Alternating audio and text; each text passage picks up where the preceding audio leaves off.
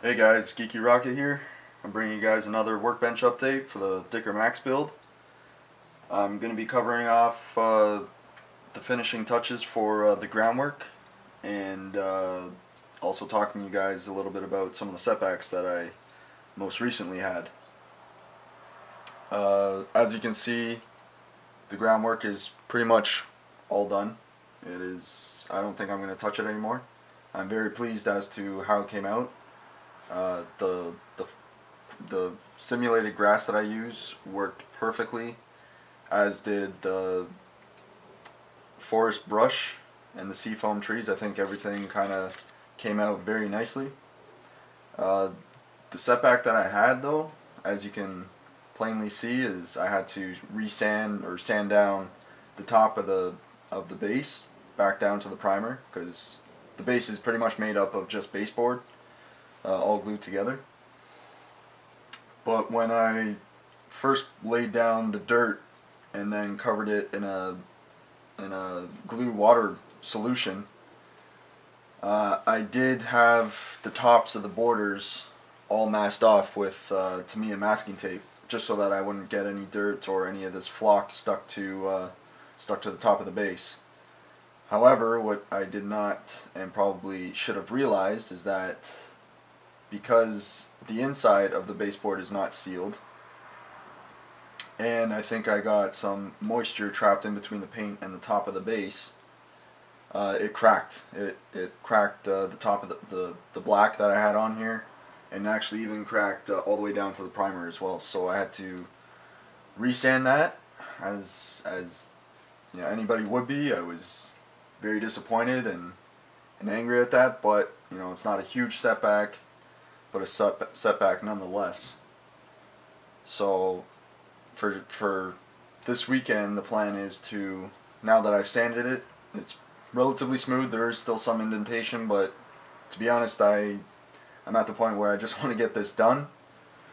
So the plan is to obviously respray this without getting as little as possible paint on the groundwork, because now it's done. I like, this is what I don't like about it, because I don't want to touch this anymore. I like it the way it is. So I'm going to have to paint that very, very carefully, masking it.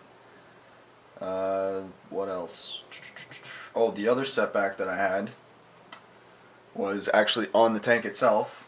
When I was placing it on the base, I dropped it, and I probably dropped it maybe like 4 to 6 inches off the base, and the tracks just came off. I actually broke the gun traveling lock. That came off, which I was in fumes about, but I actually managed to find all the pieces again and glue them back, not too pretty nicely.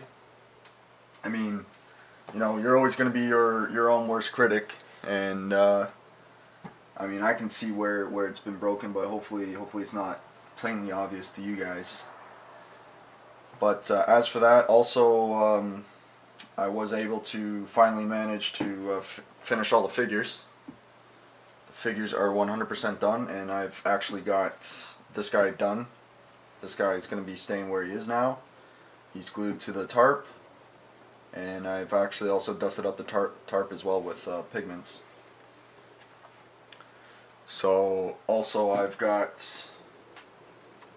let's see if can't drop this now.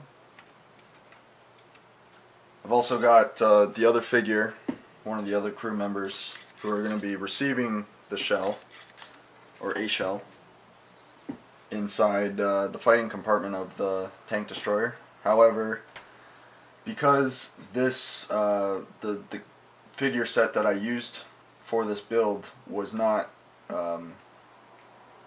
designed to specifically be applied to this vehicle, and I probably should have given this more thought near the beginning when I first started out with these figures. This guy is not, he's going to be basically floating in the fighting compartment. He couldn't let's just go inside for a sec. He's not standing on the actual floor plate itself. He is kind of floating, which, you know, sucks, but to be honest, can't really notice. I mean, if you look right through, you can, but I'm not going to be getting down on my hands and knees all the time looking for that. So, plus I'm going to have another figure hanging in a shell anyway, so it'll kind of cover it. It just looks like he's like 6 or 7 feet tall now, the way he is. So I mean, that I can't change either. I'm not going to change. I would have to do some serious modifications to the fighting compartment, as probably to the figure itself, which is not going to happen.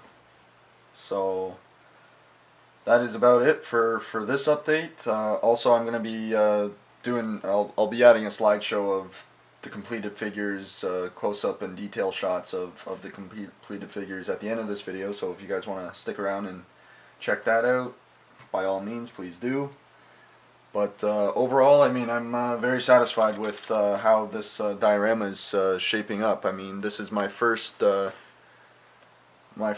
starting from scratch diorama, not using like a kit as a reference or a starting point. I mean, this is all hand built from scratch, so I'm very pleased as to how it's come out, and hopefully the next one I can I'll put a little more forethought into in regards to the groundwork. I think I'm going to be using a different technique for the groundwork, so the paint peeling and paint cracking doesn't happen again.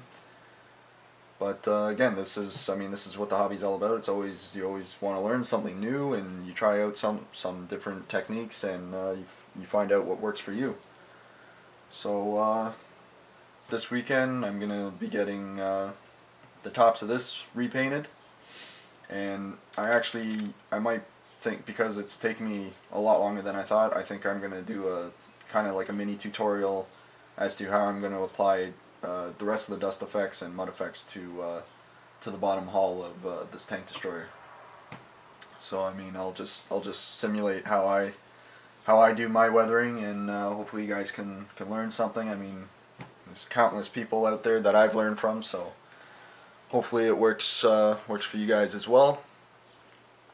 But as for that, I'll get back to you guys as soon as I can with hopefully the next update is the finale. So you guys keep modeling, and cheers guys, thanks for watching.